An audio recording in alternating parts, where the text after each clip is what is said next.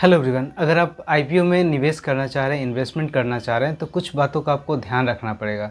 तो आज हम लोग बेसिक से आईपीओ के बारे में पूरी जानकारी इस वीडियो में जानेंगे। आईपीओ क्या है, आईपीओ में निवेश करना चाहिए या नहीं, किन बातों का ध्यान रखना चाहिए, इसके प्रोज कॉन्स क्या है, ये सारी चीज़ हम लोग बेसिक से इस वीडियो में जानेंगे। तो अगर आप पहली बार इस चैनल पर हो तो मेरा रिक्वेस्ट रहेगा कि ज़रूर इसे आप सब्सक्राइब कर लें, क्योंकि इससे मोटिवेशन मिलती है अच्छे अच्छे वीडियो बनाने के लिए फाइनेंशियल से रिलेटेड। जानते हैं आईपीओ है क्या।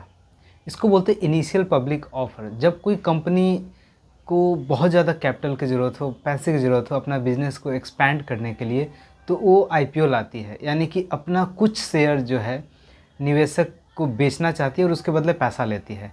यानी कि अगर आप आईपीओ में निवेश करते हो तो अपना पैसा इन्वेस्ट करते हो, उसके बदला आपको जो है कुछ यूनिट यानी कि कुछ शेयर जो है उस कंपनी में आपको मिल जाता है। बेसिक यही कॉन्सेप्ट है।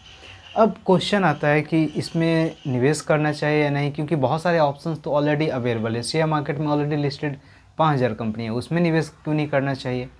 म्यूचुअल फंड में क्यों नहीं करना चाहिए, ट्रेडिंग क्यों नहीं करना चाहिए। पहले एक चीज़ मैं आपको बता दूँ, किसी में भी आप इन्वेस्टमेंट करने के सोच रहे हैं तो ये रिस्की है और आपको पहले सीखना पड़ेगा, उसके बाद स्टार्टिंग करें। और मैं कोई सेबी रजिस्टर्ड फाइनेंशियल एडवाइज़र नहीं हूं जो मैं आपको गाइड कर रहा हूं कि आपको इसमें निवेश करना ही चाहिए आईपीओ में। मेरा मकसद है आपको एजुकेट करना। Okay, IPO basically initial public offer है। जब कंपनी को पैसे की ज़रूरत होती है तो अपना कुछ शेयर निवेशक के बीच बेचना चाहती है और उसके बदले पैसा रेज करती है। That is called IPO. अब ये आईपीओ में निवेश के फ़ायदे क्या हैं।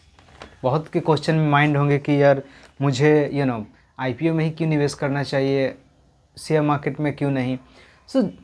आईपीओ जब कंपनी लाती है बहुत छोटे लेवल की होती है, राइट। बहुत छोटे लेवल की कंपनी होती है। उस समय अगर आप निवेश करते हो अगर कंपनी अच्छी है, उसका विज़न अच्छा है, उसका मैनेजमेंट सही है, उसका प्रोडक्ट इनोवेटिव है और लॉन्ग टर्म में आपको लगता है कि बहुत अच्छा कंपनी बनेगी, बहुत बड़ी बन जाएगी। फॉर एग्जांपल अगर 5000 की कंपनी है तो इन फ्यूचर्स 50,000 करोड़ की बनेगी, तो उसका शेयर का प्राइस भी जो है बढ़ेगा।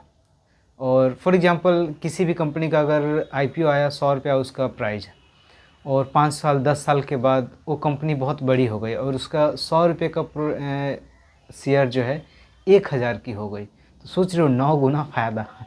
ये है आईपीओ का फ़ायदा।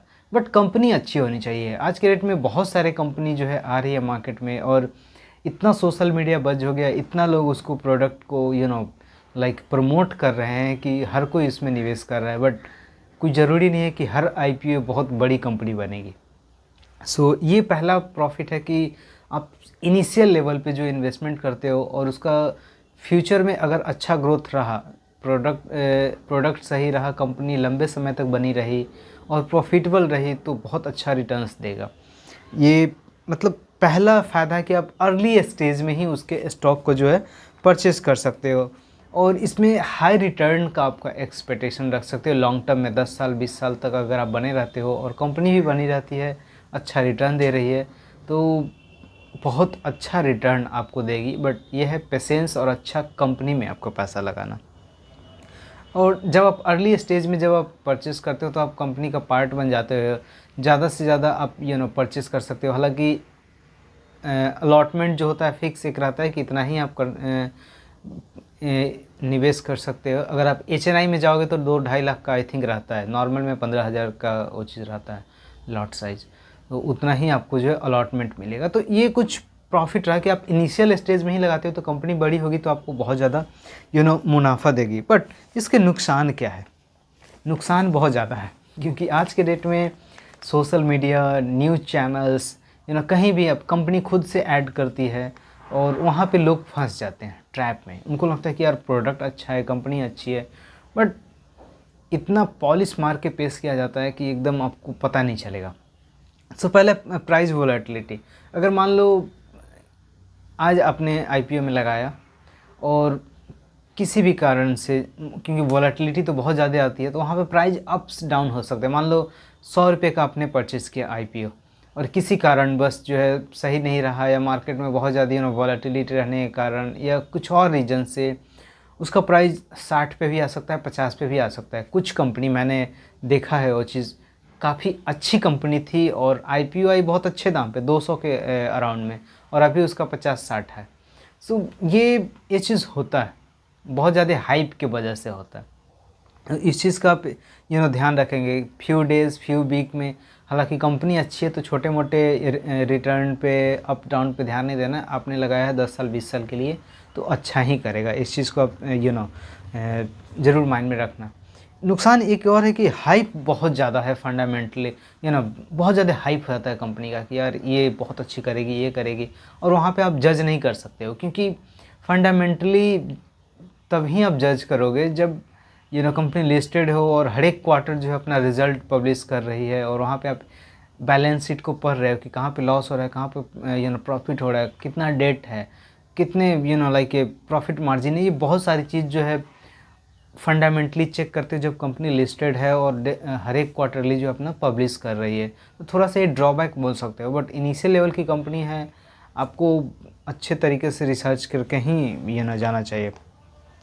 और बहुत सारे मीडिया और सोशल मीडिया इस सब के कारण बज़ एक बन जाता है कि ये आईपीओ आ रहा है। मैं नाम नहीं लूँगा, अभी एक कंपनी है उसका बहुत ज़्यादा बज़, और मुझे नहीं लगता कि उतना ज़्यादा रिटर्न्स भी मिलेगा। हालांकि मैं कोई सेबी रजिस्टर्ड फाइनेंशियल एडवाइज़र नहीं हूँ तो मैं कोई कमेंट नहीं करना चाह रहा हूँ उस पर, बट हाँ इस चीज़ का आप ज़रूर ध्यान रखना क्योंकि हाइप बहुत ज़्यादा हो जाता है लोग। उसके बाद से lack of historical data, exactly data नहीं है आपके पास। अभी जस्ट मैंने आपको बोला कि जब तक आप बैलेंस शीट नहीं देखोगे, कंपनी पब्लिश नहीं कर रही हर एक क्वार्टर, तो आपको कैसे पता चलेगा कि कंपनी कैसी है, उसका क्या है। जब इनिशियल में आती है कंपनी आईपीओ लेके तो अपना सब कुछ डेटा आपके पास रखती है, वो पहली बार होता है वो चीज़, आप पहली बार देख रहे हो। ऐसा नहीं कि हर एक क्वार्टर जो है वो आपको हो सकता है कि बहुत पॉलिश करके आपके पास वो डेटा रखा जा रहा हो। हालांकि कुछ कंपनी है उसका बहुत ज़्यादा नाम हो जाता है तो उसको ट्रैक करना बहुत आसान है क्योंकि वो बहुत वेल एस्टेब्लिश कंपनी है और अब वो अपना आईपीओ ला रही है एक एग्जिस्ट प्लान के लिए या किसी और भी रीजन से। सो वो थोड़ा समझ में आता है। बट अगर कोई न्यू कंपनी है जिसके बारे में आप पहली बार सुन रहे हो किसी टीवी चैनल्स पे या किसी इंटरव्यू में, सोशल मीडिया इंटरव्यू में, तो थोड़ा सा वहाँ पे बचना चाहिए। हो सके तो आप खुद से वहाँ पे जाएं अगर पॉसिबल हो तो, बट सबके लिए तो है नहीं क्योंकि लाखों करोड़ों लोग जो है आईपीओ में इन्वेस्ट करते हैं, तो सब कैसे वो चीज़ उतना ट्रैक कर पाएंगे। बट इस चीज़ का आप ध्यान रखेंगे। लिमिटेड फाइनेंशियल हिस्ट्री रहता है और बहुत हार्ड होता है एनालाइज करना। सो कुल मिला के किन बातों का आपको ध्यान रखना चाहिए अगर आप आईपीओ में निवेश करना चाह रहे हैं, तो ये मेरा पर्सनल थॉट है। हालांकि मैं कोई से भी रजिस्टर्ड फाइनेंशियल एडवाइज़र नहीं हूँ। हो सके तो वैसे कंपनी में आप इन्वेस्ट करें जो काफ़ी ज़्यादा पॉपुलर हो गया हो, बहुत ज़्यादा पॉपुलर। जैसे मैं नाम लेता हूँ, जैसे जोमेटो का आपने सुना होगा, कुछ दिन पहले आईपीओ आया और बहुत ज़्यादा नाम, तो हर लोग इंडिया में जानते थे कि यार जोमेटो है, जोमेटो है, जोमेटो। बट हालांकि मेरा कोई रिकमेंडेशन नहीं कि आप इसमें निवेश करें या कुछ भी, या मैंने भी कोई निवेश नहीं किया हुआ, जस्ट मैं एक एग्जांपल के तौर पे बोल रहा हूँ। और एक कंपनी आई कोई सोलर की या कोई और भी कंपनी आई जिसका मैं पहली बार नाम सुन रहा हूँ, तो आप किसको प्रेफर करेंगे, जो एक वेल इस्टेब्लिश नाम है या जो पहली बार आया? हालांकि हो सकता है कि जो पहली बार आया है वो भी कंपनी अच्छी हो, इन फ्यूचर्स अच्छा ग्रोथ दे, बट जब तक आप प्रॉपर रिसर्च नहीं करोगे उस कंपनी में, हो सके तो आप कंपनी विजिट करो, हो सके तो उसके वेबसाइट देखो, ये सारी चीज़ ट्रैक करो, उसके बाद ही आप अपना डिसीज़न लें, अगर आपको अच्छा लगे तभी।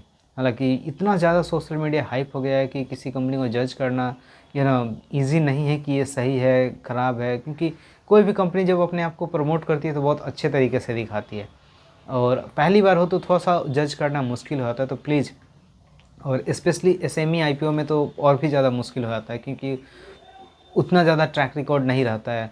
सो ये थोड़ा सा आप ध्यान रखें, और हो सके तो अपने आप को पूरा डीप रिसर्च करें, उसके बाद ही आप निवेश करें, या किसी से भी रजिस्टर्ड ट्रस्टेड फाइनेंशियल एडवाइज़र की मदद ले सकते हैं।